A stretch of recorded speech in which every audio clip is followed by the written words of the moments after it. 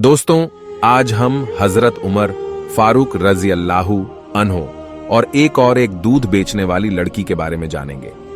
अमीरुल मोमिनीन हजरत Umar bin Khattab रजी अल्लाहु अन्हो अपने खिलाफत के दिनों में मस्जिद के सहन में बैठ जाते हैं और लोगों की जरूरतों और शिकायतों को सुनते थे। रात काफी हो चुकी थी, मकानों और खेमों की रोशनी बंद हो चुकी थी। मदीना मुनव्वरा के लोग गहरी नींद सो रहे थे, मगर एक फटे पुराने खेमे में अभी तक चिरागा जल रहा था और दो औरतों की बातें करने की आवाज आ रही थी। औरतों में एक मां थी और दूसरी उसकी बेटी मां बेटी से कह रही थी, दूध बेचकर जो पैसे तू लाती है वो इतने कम होते हैं कि बड़ी मुश्किल से चलता है। मैं जब तेरी उम्र की थी तो दूध में पानी मिलाया करती थी और बड़े आराम से गुजर बसर होता था। बेटी, मेरी बात मान और सुबह से दूध में पानी मिलाना शुरू कर दे। 4 पैसे ज्यादा आएंगे तो घर की हालत सुधर जाएगी। बेटी मां को टोकते हुए कहती है, मां तौबा करो, कैसी बातें करती हो। आपको समझाते हुए कहने लगी, मां जब तुम दूध में पानी की मिलावट करती थी तब उस वक्त तुम मुसलमान नहीं थी। अल्हम्दुलिल्लाह, अब हम मुसलमान हैं, हम दूध में पानी नहीं मिला सकते हैं। मां बोली, आखिर इसमें हर्ज ही क्या है? दूध में पानी मिलाने से इस्लाम पर कौन सी आंच आ जाएगी? बेटी जरा सख्त लहजे में बोली, अम्मा तुम्हें क्या हो गया है? क्या तुम भूल गई हो हमारे खलीफा हजरत उमर इब्ने खत्ताब रजी अल्लाहु ताला अन्हु की हिदायत के मुताबिक दूध में पानी बिल्कुल नहीं मिलाना चाहिए। मां ने जवाब दिया, बेटी क्या खलीफा नहीं जानते कि हम जैसे गरीब अगर दूध में पानी मिलाकर नहीं बेचेंगे तो 2 वक्त की रोटी कैसे हासिल करेंगे? बेटी ने अपना फैसला सुनाते हुए कहा, है मेरी अम्मा, इस तरह हासिल की हुई रोटी हलाल रिज्क नहीं है। मैं मुसलमान हूं और कोई ऐसा काम नहीं करूंगी जो खलीफा की हिदायत के खिलाफ हो और इस्लामी तालीमात के भी खिलाफ हो। मां ने फिर से बेटी को समझाना चाहा कि यहां कौन से खलीफा बैठे हैं जो देख रहे हैं, उन्हें तो कानो कान खबर नहीं होगी। अब तुम सो जाओ, सुबह सुबह मैं दूध में पानी मिला दूंगी। प्यारे दोस्तों, बेटी तड़प कर कहने लगी, अम्मा नहीं, बिल्कुल नहीं, खलीफा नहीं देख रहे तो क्या हुआ, अल्लाह तो देख रहा है ना। उसके बाद खेमे में खामोशी छा गई, चिराग बुझा दी गई और मां बेटी दोनों सो गई। दूसरे दिन सुबह होते ही अमीरुल मोमिनीन हजरत उमर इब्ने खत्ताब रजी अल्लाहु ताला अन्हो ने उस लड़की के घर एक शख्स को दूध खरीदने के लिए भेजा।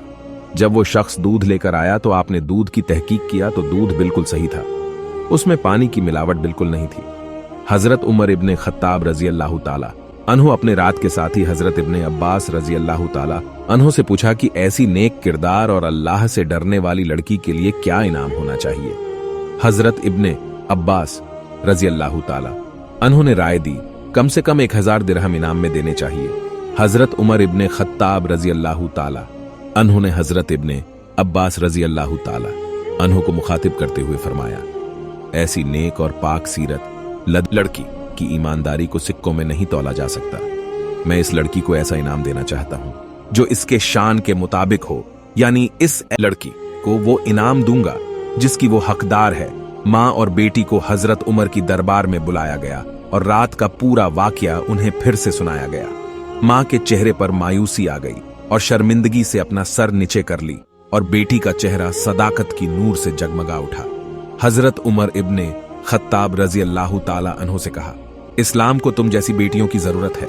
फिर हजरत उमर ने कहा, मुसलमानों का खलीफा होने की हैसियत से मेरी ख्वाहिश है कि मैं तुम्हें अपनी बेटी बना लूं। हजरत उमर रजी अल्लाहु ताला अन्हो के 2 बड़े बेटे हजरत अब्दुल्लाह और हजरत अब्दुर्रहमान की शादी हो चुकी थी, मगर आपके तीसरे बेटे हजरत आसिम की शादी नहीं हुई थी।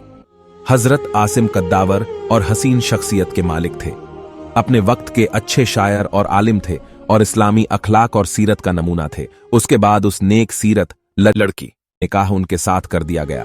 खुलफाए राशिदीन हजरत सिद्दीक अकबर रजी अल्लाहु ताला अन्हो और हजरत उमर रजी अल्लाहु ताला अन्हो, हजरत उस्मान गनी रजी अल्लाहु ताला अन्हो, हजरत अली रजी अल्लाहु ताला अन्हो के बाद अगर कोई खलीफा मनसब का हकदार हुआ तो वो हजरत उमर बिन अब्दुल अजीज थे और ये उसी नेक सीरत दूध में पानी ना मिलाने वाली लड़की के नवासे थे और इस्लाम को ऐसे लोगों पर हमेशा रश्क आता। मोहतरम अजीज दोस्तों, क्या खूब लोग थे और क्या अजीम हुक्मरान थे। आजकल हम शिकायत करते हैं कि हमारे ऊपर जो हुक्मरान मुसल्लत हैं वो हम पर जुल्म करते हैं। हकीकत यह है कि जैसा हुक्मरान वैसा ही आवाम या जैसी आवाम वैसा हुक्मरान उन पर मुसल्लत कर दिया जाता है। अगर हम बदलाव चाहते हैं और सच में बदलाव चाहते हैं तो सबसे पहले अपने आप को बदलना, अपनी ख्वाहिशात को मारना होगा। इस्लाम के रास्ते पर अपनी जिंदगी को गुजारना होगा। हजरत मोहम्मद मुस्तफ़ा सल्लल्लाहु अलैहि वसल्लम, खुलफाए राशिदीन और सहाबा इकराम रज़ी अल्लाह ताला अन्हों के बताए हुए रास्तों पर चलना होगा। तब जाकर हमारी जिंदगियां और हमारे हालात तब्दील होंगे। अल्लाह ताला अपने हबीब सल्लल्लाहु अलैहि वसल्लम के सदके में सीधे रास्ते पर चलने की तौफीक अता फरमाए। आमीन।